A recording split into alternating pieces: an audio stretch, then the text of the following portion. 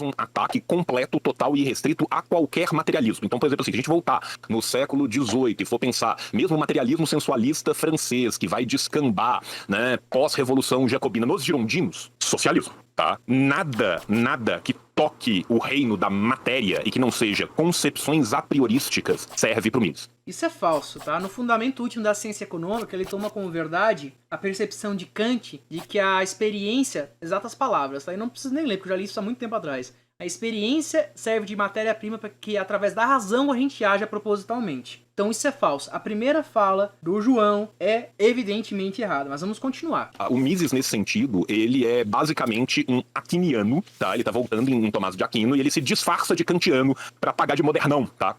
Detalhe, 1927, alguém se disfarçando de kantiano pra pagar de moderno, né? Eu não preciso comentar isso, né? Mas qual é o método dele, né? Primeira coisa é que ele trabalha com dualismo metodológico, tá? O que significa dizer? Significa dizer que ele distingue as ciências físicas, que vão lidar com a matéria, e as ciências humanas. As ciências humanas vão ser derivadas de uma ciência geral da ação humana, que ele tira do cu, chamada praxeologia. A proposição... Não tira do cu, tá? Mises é bem estudado. Se você seria um pouco mais cauteloso, principalmente quando você pegou um texto que não é seu e tá falando como se fosse teu, como se você tivesse propriedade para falar disso. E para vocês terem noção, esse texto é de André Guimarães Augusto. Eu sei disso porque eu faço conteúdo pro YouTube respondendo pessoas que não leram Escola Austríaca, mas resolvem falar dela, desde 2018. Desde 2018. Então, desde 2018 eu faço vídeo. E esse texto aqui já foi indicado pra eu fazer vídeo-resposta muitas e muitas vezes. Tanto que quando ele começou a falar, eu pensei assim... Caraca, eu já vi isso em algum lugar, ô João. E a primeira coisa que eu pensei é, talvez o João tenha escrito esse texto que eu vi. Mas na verdade, o João pegou esse texto da internet, deu um Ctrl+C, Ctrl+V e modificou palavrinhas. Sabe quando você faz isso no ensino médio pra dizer que você tá estudando o assunto? É isso, o João, ele tá nos dando o suquinho do ensino médio. Tá mostrando pra gente como é que é o ensino médio. Então esse é o ato mais desonesto que eu já vi na minha vida. É o João pegar um texto que não é dele, não demonstrar que é de outra pessoa e só mudar as palavrinhas para falar como se soubesse do que está falando, tá? Então esse é o primeiro ponto. Nós vamos continuar aqui, ó. Vamos ouvir ele falar e vamos ler as palavrinhas, ó. A questão básica da praxeologia, que eu estou citando o próprio Mises, é que elas antecedem qualquer definição real ou nominal. São categorias finais impossíveis de serem analisadas. Não estão sujeitas à verificação com base na experiência e nos fatos, nem derivam da experiência. Isso, gente, é citação do Mises. Isso não é porque o João odeia o Mises. O João odeia o Mises. Isso aqui não é citação do Mises, tá? Tipo assim, ó, isso tá no livro do Mises. Mas como o João tá fazendo um apude, o João deveria ter falado, isso aqui é a citação de Augusto citando o Mises. É a coisa mais honesta a se fazer. Mas aí eu estaria esperando a honestidade do João, né? Que aparentemente não é o caso. Mas vamos ver, talvez seja só essa parte. Talvez não seja só todo vídeo sobre isso, né? Talvez seja só essa parte, vamos descobrir. Mises também, mas esse é o próprio Mises definido, tá? A praxeologia, portanto, ela é puramente dedutiva. Todas as conclusões já estão contidas nas suas próprias premissas. A praxeologia só faz inferências tautológicas e analíticas. Citando o Mises de novo. A função é tornar claro e evidente o que antes era obscuro e desconhecido. Sua premissa é o conceito de ação humana. O que é ação humana para o Mises? Ação é um comportamento propositado que se caracteriza pelo emprego de meios para atingir fins, tá? Meu Deus, João, mas é muito... Tá, então novamente, o João tá pegando um texto que não é dele, fingindo que ele tá sabendo do assunto e trocando umas palavrinhas ali pra dizer que ele leu, né? E um cara veio aqui na Universidade Libertária indicar esse vídeo dele pra eu responder o vídeo com a crítica do João, que não é do João, sobre praxeologia. Então, em última instância, é desinformação, primeiramente, desonestidade e incapacidade do João de formular um bom texto e demonstrando que não, ele não leu.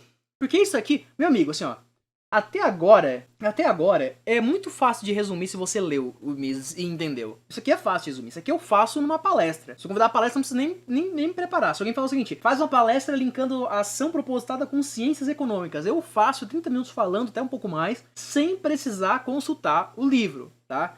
Porque eu já li bastante. Então, assim, ó, se ele tivesse lido alguma coisa de Mises ou de Escola Austríaca, e ele já falou em vídeo que já leu de tudo sobre Escola Austríaca, isso aqui não seria necessário. Ele pegaria só os pontos e iria discutindo ponto por ponto. Se e somente se. E se fosse o caso de que ele quisesse apresentar essa crítica porque ele entende que é uma crítica válida, ele teria dado crédito ao André Augusto de Guimarães, que foi quem fez aqui esse texto. Mas é só se e somente se, tá? muito vago e ahistórico, sim, mas você pode ficar tranquilo que vai ficar cada vez mais vago e cada vez mais ahistórico. Por quê? Porque todos os fins são tidos como irredutíveis. Ele fala como se ele estivesse tirando a cabeça, né? É óbvio que ele tá lendo aqui, né? Se for ver o vídeo, é óbvio que ele tá lendo. Mas ele fala como se ele tivesse deduzido isso. Por quê? Porque eu já deduzi isso sozinho, sem copiar e colar. E impossíveis de análise. Como a praxeologia é uma ciência subjetivista, não cabe a ela se pronunciar sobre os melhores fins. Os fins são resultados de uma escolha, um exercício de uma vontade autodeterminada que vem a priori. A única aplicação prática da praxeologia é recomendar os meios mais adequados para a obtenção dos fins, tá? Aí você fala, porra, mas o Mises é categórico pra caralho, né? Ele tá aí chegando e falando que tudo isso é claro e evidente. Isso não é claro e isso não é evidente. Primeira correção ao João Carvalho, tá? Porque eu acho que esse deve ser o original dele. É que os originais é o que mais falha, né? Mas vamos lá. O evidente, João, é auto-evidente. E quando é auto-evidente, não é psicologicamente auto-evidente. O que seria psicologicamente auto-evidente? É aquilo que o Henrique Biólogo e o Glaucio entendem que a moral deveria ser pra gente poder classificar como objetiva. Ou seja, todo mundo já deveria ter um arquivo na cabeça pra entender que aquilo ali é necessariamente verdadeiro. Então, isso seria psicologicamente auto-evidente. É a pessoa se realizar daquilo, se compreender aquilo como verdadeiro necessariamente. Então, auto-evidente não implica em psicologicamente auto-evidente, tá bom? Auto-evidente seria que, na medida que surge o fenômeno, ele já se mostra que é verdadeiro, nesse sentido. Cara, foi um resumo bem bosta que eu fiz, me desculpe, pessoal, perdão. Mas só pra vocês se situarem. Por quê? Porque as conclusões que o Mises está retirando do conceito geral de ação não estão contidas no conceito geral de ação. E para além disso, o caráter a priorístico dessas próprias premissas tem vários... Peraí, porque eu já não sei mais se ele tá lendo ou não. Ah, não, afirmações categóricas, nem isso, nem isso era do João. Que me enganou, hein, me enganou. As conclusões referidas pelo conceito de ação, justamente caráter priori, estão longe de serem claras e evidentes. Caraca, não tinha percebido isso. Isso aqui agora eu fui pego de surpresa junto com vocês, hein. Fala, percerbado, como é que você tá? Tudo bem, cara? Tem livro que tá em alemão ainda, não teve tradução pro inglês. Ei, velho, pro cara dizer que leu tudo do EA, o bicho tem que ser inglês e alemão. É que nem o Keynes lendo o Mises em alemão, né? Exatamente igual o Keynes. Mas vamos lá. Eu me confundi aqui, eu achei que isso aqui era do João. Meu primeiro erro no vídeo foi dar crédito ao João algo que não era dele, depois de eu já ter percebido que ele tá copiando e colando, né? Foi um erro categórico que eu cometi. Problemas quando a gente pensa só na epistemologia disso. Então vamos continuar andando aqui. Pera aí, vamos voltar aqui, que eu me equivoquei. Peço desculpa a todos por ter achado que o João tinha chegado a alguma conclusão sozinho. Por quê? Porque as conclusões que o Mises está retirando do conceito geral de ação não estão contidas no conceito geral de ação. E para além disso, o caráter a priorístico dessas próprias premissas tem vários problemas quando a gente pensa só na epistemologia disso. Então vamos... Que é aqui, ó. Em segundo lugar, o caráter a priori, é isso que ele tá falando, ó. O caráter a priori, ele trocou a priori pra priorístico, pra ninguém tentar descobrir onde é que tá o... É o aluno que entregou o trabalho, Ctrl-C, Ctrl-V, mudando as palavrinhas pra enganar o sistema, entendeu? É isso. Dessas premissas, apresenta vários problemas, se tornando em termos puramente epistemológicos. Aqui não justificou por quê, tá? E nem sei se conseguiria, porque tá copiando um texto de outra pessoa. Continuar andando aqui, né?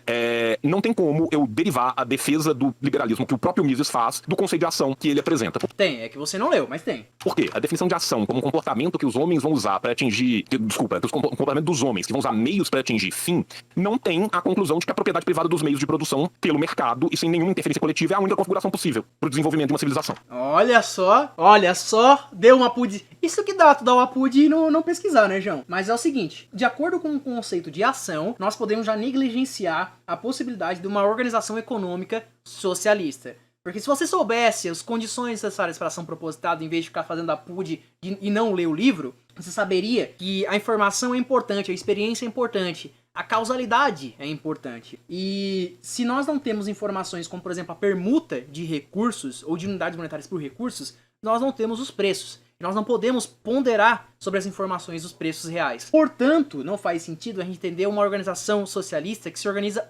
economicamente, porque não tem a informação para a gente agir de forma racional. Então nós podemos usar a praxeologia para mostrar que existem configurações possíveis de civilização que não se sustentam, como por exemplo o socialismo. Mas isso, é claro, vai exigir que o João leia, né? Nenhuma interferência coletiva, é verdade. Tem um livro que tá... esse aqui outra parte eu tinha lido. É isso aí, percerbado.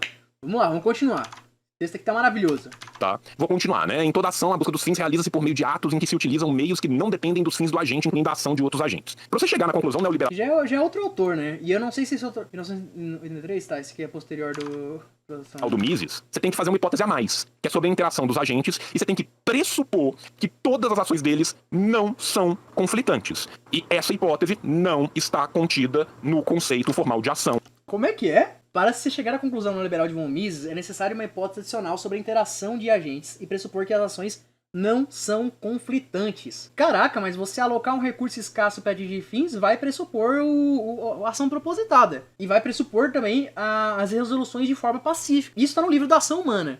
O Mises é categórico quando ele faz a diferença de interação humana contratual e hegemônica. Então tá no ação humana. Isso tá no ação humana. Mas, novamente, precisaria que o João Carvalho lê. Pra quem não entendeu ainda o que tá acontecendo é o seguinte. O João Carvalho resolveu fazer uma crítica à praxeologia. Ele pegou um texto que não é dele, mudou umas palavrinhas, que é esse texto que a gente tá lendo aqui, pra mostrar que é como se ele estivesse discutindo o texto, como se ele soubesse do que tá falando. E aí ele tá discutindo. E eu cheguei nesse vídeo porque um cara veio aqui na Universidade Libertária e falar, olha, quero ver você responder a crítica do João Carvalho. Ou seja, o cara também entendeu que a crítica era do João Carvalho, sendo que a crítica não é do João Carvalho, a crítica é de uma outra pessoa. Mais precisamente, como tá no começo desse texto, André Augusto de Guimarães. Ou Guimarães, não sei. Eu também já tô dando mais crédito que o João, certamente.